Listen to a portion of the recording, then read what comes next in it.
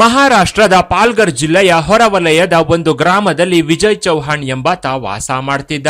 ತನ್ನ ಹಳ್ಳಿಯಲ್ಲಿ ಒಂದು ಸಣ್ಣ ಮನೆ ಕಟ್ಕೊಂಡು ಜೀವನ ಸಾಗಿಸ್ತಿದ್ದ. 34 ವರ್ಷಕ್ಕೆಲ್ಲ ವಿಜಯ್ ಲೈಫಲ್ಲಿ ಸೆಟ್ಲ್ ಆಗಿದ್ದ. ಸಣ್ಣ ಪುಟ್ಟ ವ್ಯಾಪಾರ ಮಾಡ್ತಾ ಮನೆ ಕಟ್ಕೊಂಡು ಹೆಂಡತಿ ಮಗು ಜೊತೆ ಹಾಯಾಗಿದ್ದ. ಇವನ ಹೆಂಡತಿ ಹೆಸರು ಕೋಮಲ್ ಚೌಹಾಣ್ ಅಂತ. ಇವಳ ವಯಸ್ಸು 28 ವರ್ಷ. ವಿಜಯ್ ಹೊಸ ಮನೆಗೆ ಬಂದು 2 ವರ್ಷಗಳಾಗಿತ್ತು. ಗಂಡ ಹೆಂಡತಿ ಮಧ್ಯೆ ಯಾವುದೇ ಗಲಾಟೆ ಇರಲಿಲ್ಲ. ಲೋನ್ ಮಾಡಿ ಮನೆ ಕಟ್ಕೊಂಡಿದ್ರಿಂದ ಅದನ್ನ ತೀರಿಸೋಕೆ ವಿಜಯ್ ಕಷ್ಟಪಟ್ಟು ದುಡಿಯುತ್ತಿದ್ದ. ಕಳೆದ ವರ್ಷ ಜೂನ್ ನಲ್ಲಿ ವಿಜಯ್ ಅಣ್ಣ ಇವನಿಗೆ ಕಾಲ್ ಮಾಡಿದಾಗ ಇವನ ಫೋನ್ ಸ್ವಿಚ್ ಆಫ್ ಅಂತ ಬರ್ತಿತ್ತು. ಇದರಿಂದ ಇವನ ಹೆಂಡತಿ ಕೋಮಲ್ಗೆ ಫೋನ್ ಮಾಡಿದ್ರೆ ಇವಳು ಕೂಡ ಫೋನ್ ರಿಸೀವ್ ಮಾಡ್ತಿರ್ಲಿಲ್ಲ. ಇದರಿಂದ ವಿಜಯ್ ಚೌಹಾಣ್ ಅಣ್ಣಂದಿರಿಬ್ರು ತಮ್ಮನ ಮನೆಗೆ ಬಂದಿದ್ರು. ಆಗ ವಿಜಯ್ ಚೌಹಾಣ್ ಹೆಂಡತಿ ಕೋಮಲ್ ಮನೆಯಲ್ಲೇ ಇದ್ಲು. ಹೀಗೆ ಬಂದವರು ವಿಜಯ್ ಫೋನ್ ಯಾಕೆ ರಿಸೀವ್ ಮಾಡ್ತಿಲ್ಲ ಅಂತ ಇವಳನ್ನ ಕೇಳಿದ್ರು. ಇದಕ್ಕೆ ಕೋಮಲ್ ಮುಂಬೈನಲ್ಲಿ ಕೆಲಸ ಇದೆ ಅಂತ ಹೋಗಿದ್ದಾನೆ, ಬರೋದಕ್ಕೆ ಸ್ವಲ್ಪ ದಿನಗಳಾಗುತ್ತೆ ಅಂತ ಹೇಳಿ ಹೋಗಿದ್ದಾನೆ ಅನ್ನೋ ವಿಚಾರವನ್ನ ವಿಜಯ್ ಅಣ್ಣಂದಿರಿಗೆ ಕೋಮಲಿ ಹೇಳಿದ್ಲು. ಇದರಿಂದ ವಿಜಯ್ ಅಣ್ಣಂದಿರು ವಾಪಸ್ ಹೋಗಿದ್ರು. ಆದ್ರೆ 15 ದಿನಗಳು ಕಳೆದ್ರು ವಿಜಯ್ ಫೋನ್ ನಿರಂತರವಾಗಿ ಸ್ವಿಚ್ ಆಫ್ ಅಂತಾನೆ ಬರ್ತಿತ್ತು. ಆಗ ಬಂಧು ಬಳಗದ ಸಮೇತ ವಿಜಯ್ ಅಣ್ಣಂದಿರು ಮತ್ತೆ ತಮ್ಮನ ಮನೆಗೆ ಬಂದಿದ್ರು. ಮನೆ ಬಾಗಿಲು ಹಾಕಿದ್ದು ನೋಡಿ ಅನುಮಾನದಿಂದಲೇ ಬಾಗಿಲು ಒಡೆದು ಒಳಗೆ ಹೋಗಿದ್ರು. ಮನೆಯಲ್ಲಿ ಬೆಡ್ರೂಮ್ಗೆ ಮಾತ್ರ ಬೀಗ ಹಾಕಿರೋದನ್ನ ನೋಡಿ ಅದರ ಬಾಗಿಲನ್ನ ಒಡೆದು ಒಳಗೆ ಹೋಗಿದ್ರು. ಬೀರುವಿನಲ್ಲಿದ್ದ ವಸ್ತುಗಳು ಇಟ್ಟ ಹಾಗೆ ಇದ್ವು. ಮಂಚ ಮಾತ್ರ ಸ್ವಲ್ಪ ಅಸ್ತವ್ಯಸ್ತವಾಗಿತ್ತು. ಮಂಚದ ಕೆಳಗಿದ್ದ ಟೈಲ್ಸ್ ಹೊಸದಾಗಿ ಹಾಕಲಾಗಿತ್ತು. 2 ವರ್ಷದ ಹಿಂದೆ ಗೃಹ ಪ್ರವೇಶಕ್ಕೆ ಬಂದಾಗ ಹಾಕಿದ ಟೈಲ್ಸ್ ಅದಾಗಿರ್ಲಿಲ್ಲ. ಈ ಅನುಮಾನದಿಂದಲೇ ಟೈಲ್ಸ್ ನ ತೆಗೆಯೋಕೆ ಶುರು ಮಾಡ್ತಿದ್ದಂತೆ ಎಲ್ಲರ ಮೂಗಿಗೆ ಒಂದೇ ಸಮನೆ ವಾಸನೆ ಬಡಿದಿತ್ತು. ಕೋಮಲಿ ತನ್ನ ತಮ್ಮನನ್ನ ಸಾಯಿಸಿ ಹೂತು ಹಾಕಿ ಪರಾರಿಯಾಗಿರಬಹುದು ಅನ್ನೋ ಅನುಮಾನದಿಂದಲೇ ವಿಜಯ್ ಅಣ್ಣಂದಿರು ಪೊಲೀಸ್ ಸ್ಟೇಷನ್ಗೆ ವಿಚಾರವನ್ನ ತಿಳಿಸಿದ್ರು. ಫಾರೆನ್ಸಿಕ್ ಟೀಮ್ ಸಮೇತ ಬಂದ ಪೊಲೀಸರು ಗುಂಡಿಯನ್ನ ಅಗೆದು ನೋಡಿ ಶಾಕ್ ಆಗಿದ್ರು. ಯಾಕಂದ್ರೆ ಆ ಗುಂಡಿಯಲ್ಲಿ 34 ವರ್ಷದ ವಿಜಯ್ ಚೌಹಾಣ್ ಶವವಾಗಿ ಮಲಗಿದ್ದ. ದೇಹ ಪೂರ್ತಿ ಕೊಳೆತು ಹೋಗಿತ್ತು. ಹೀಗೆ ತನ್ನ ತಮ್ಮ ಕೊಲೆಯಾಗಿರೋದನ್ನ ನೋಡಿದ ವಿಜಯ್ ಅಣ್ಣಂದಿರು ತಮ್ಮನನ್ನ ಕಳ್ಕೊಂಡು ಮಮ್ಮುಲ ಮರಗಿದ್ರು. ಮೃತದೇಹವನ್ನ ಪೋಸ್ಟ್ ಮಾರ್ಟಂಗೆ ಕಳಿಸಿ ತನಿಖೆ ಶುರು ಮಾಡಿದ ಪೊಲೀಸರು ವಿಜಯ್ ಹೆಂಡತಿ ಕೋಮಲ್ಗೆ ಫೋನ್ ಮಾಡಿದ್ರು. ಆಗ ಅವಳ ಫೋನ್ ಸ್ವಿಚ್ ಆಫ್ ಅಂತ ಬರ್ತಿತ್ತು. ಆಗ್ಲೇ ವಿಜಯ್ ವಾಸ ಮಾಡ್ತಿದ್ದ ರಸ್ತೆಯಲ್ಲೇ ಇದ್ದ ಇವನ ಸ್ನೇಹಿತನೊಬ್ಬ ಪೊಲೀಸರಿಗೆ ಒಂದು ಕ್ಲೂ ಕೊಟ್ಟಿದ್ದ. ವಿಜಯ್ ಪಕ್ಕದ ಮನೆಯಲ್ಲಿ ವಾಸ ಮಾಡ್ತಿದ್ದ ಹುಡುಗನೊಬ್ಬನ ಜೊತೆ ಅವನ ಹೆಂಡತಿ ಕೋಮಲಿಗೆ ಅಕ್ರಮ ಸಂಬಂಧ ಇದೆ ಅಂತ ಪೊಲೀಸರಿಗೆ ಹೇಳಿದ್ದ. ಅವನು ಕೂಡ ಕೆಲವು ದಿನಗಳಿಂದ ಕಾಣಿಸ್ತಿಲ್ಲ ಅಂತಾನು ವಿಜಯ್ ಸ್ನೇಹಿತ ಪೊಲೀಸರಿಗೆ ಹೇಳಿದ್ದ. ಅವನು ಕಾಣಿಸದಿದ್ರು ಅವನ ತಂದೆ ತಾಯಿ ಪೊಲೀಸರಿಗೆ ಕಂಪ್ಲೇಂಟ್ ಕೊಟ್ಟಿಲ್ಲ ಅಂತ ಹೇಳ್ತಿದ್ದಂತೆ ಪೊಲೀಸರು ಆ ಹುಡುಗನ ತಂದೆ ತಾಯಿಯನ್ನ ವಿಚಾರಿಸಿದ್ರು. ಆಗ ಅವನ ಫೋನ್ ನಂಬರ್ ನ ತಗೊಂಡು ಫೋನ್ ಮಾಡಿದ್ರೆ ಅವನ ಫೋನ್ ಕೂಡ ಸ್ವಿಚ್ ಆಫ್ ಅಂತ ಬರ್ತಿತ್ತು. ಆ ಹುಡುಗನ ತಂದೆ ತಾಯಿಯನ್ನ ಕೇಳಿದ್ರೆ ನಮಗೂ ಕೂಡ ಗೊತ್ತಿಲ್ಲ ಅಂದಿದ್ರು. ಕೋಮಲಿ ಜೊತೆ ಅವನಿಗೆ ಅಫೇರ್ ಇರೋದು ನಿಜ, ಆದ್ರೆ ಮನೆ ಬಿಟ್ಟು ಎಲ್ಲಿಗೆ ಹೋಗಿದಾನೋ ಗೊತ್ತಿಲ್ಲ ಅಂತ ಆ ಹುಡುಗನ ತಂದೆ ತಾಯಿ ಹೇಳಿದ್ರು. ಅಲ್ಲದೆ ನಮ್ಮ ಮಗ ಇನ್ನು ಚಿಕ್ಕ ಹುಡುಗ, ಅಷ್ಟು ಚಿಕ್ಕ ಹುಡುಗನನ್ನ ಕೋಮಲಿ ಕರ್ಕೊಂಡು ಓಡ್ ಹೋಗ್ತಾಳೆ ಅಂತ ನಾವು ಊಹಿಸಿರ್ಲಿಲ್ಲ ಅಂತ ಆ ಹುಡುಗನ ತಂದೆ ತಾಯಿ ಕಣ್ಣೀರು ಹಾಕಿದ್ರು. ಹೀಗೆ ಪರಾರಿಯಾಗಿದ್ದವನ ಹೆಸರು ಮೋನು ಶರ್ಮಾ ಅಂತ. ಕೋಮಲಿ ಜೊತೆ ಪರಾರಿಯಾದವನು ಫೋನ್ ನ ಆಗಾಗ ಸ್ವಿಚ್ ಆನ್ ಮಾಡಿ ಆಫ್ ಮಾಡ್ತಿದ್ದ. ಮನೆಯಲ್ಲಿದ್ದ ಹಣ ಒಡವೆ ಏನೂ ಇಲ್ಲದಂತೆ ಎಲ್ಲವನ್ನ ದೋಚ್ಕೊಂಡು ಕೋಮಲಿ ಪರಾರಿಯಾಗಿದ್ಲು.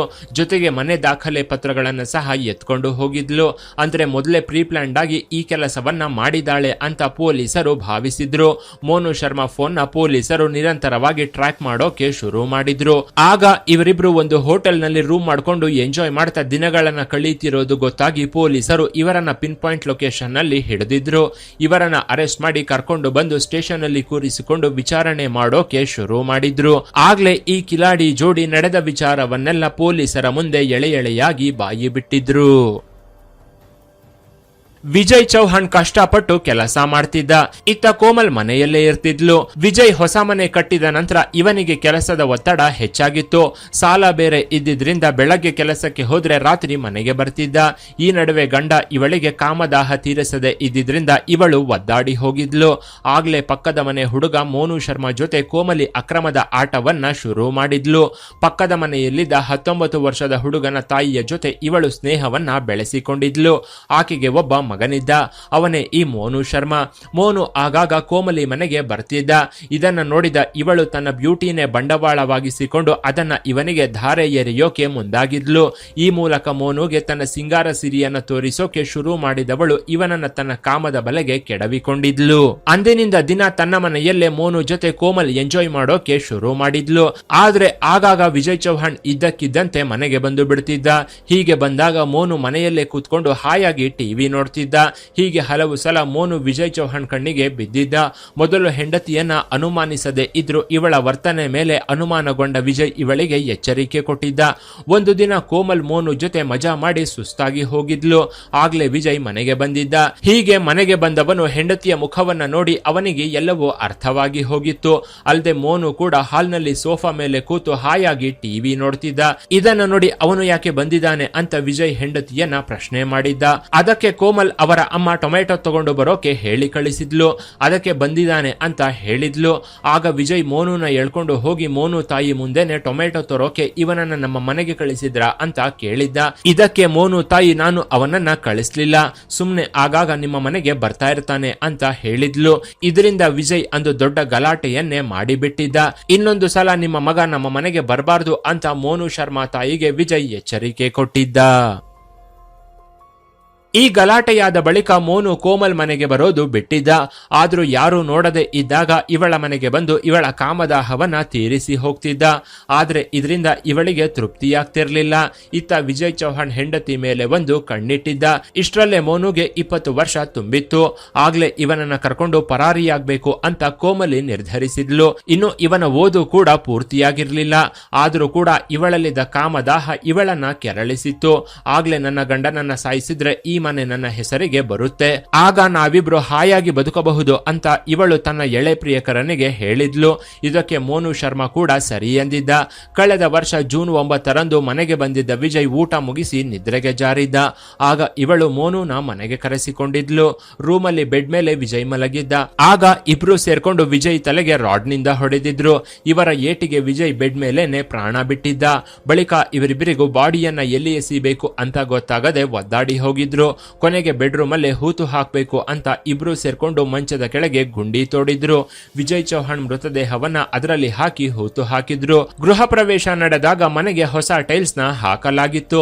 ಆದ್ರೆ ವಿಜಯ್ ಕಾಣೆಯಾದ ನಂತರ ಆ ಟೈಲ್ಸ್ ಜಾಗದಲ್ಲಿ ಬೇರೆ ಟೈಲ್ಸ್ ನ ಹಾಕಲಾಗಿತ್ತು. ಇದರಿಂದಲೇ ಕೊಲೆಗಾರರು ಸಿಕ್ಕಿ ಬಿದ್ದಿದ್ರು. ಇನ್ನು ಕೋಮಲಿ ಗಂಡನನ್ನ ಕೊಲೆ ಮಾಡಿ ತನ್ನ 7 ವರ್ಷದ ಮಗನನ್ನ ಸಹ ಜೊತೆಗೆ ಕರ್ಕೊಂಡು ಹೋಗಿದ್ಲು.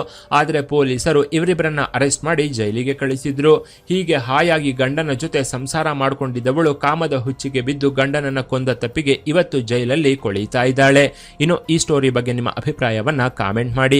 ಕೆಳಗಿನ ಡಿಸ್ಕ್ರಿಪ್ಷನ್ ಬಾಕ್ಸ್ ನಲ್ಲಿ ವಾಟ್ಸ್ಆಪ್ ಚಾನೆಲ್ ನ ಲಿಂಕ್ ಕೊಡಲಾಗಿದ್ದು ಅದನ್ನ ಸಹ ಫಾಲೋ ಮಾಡಿ.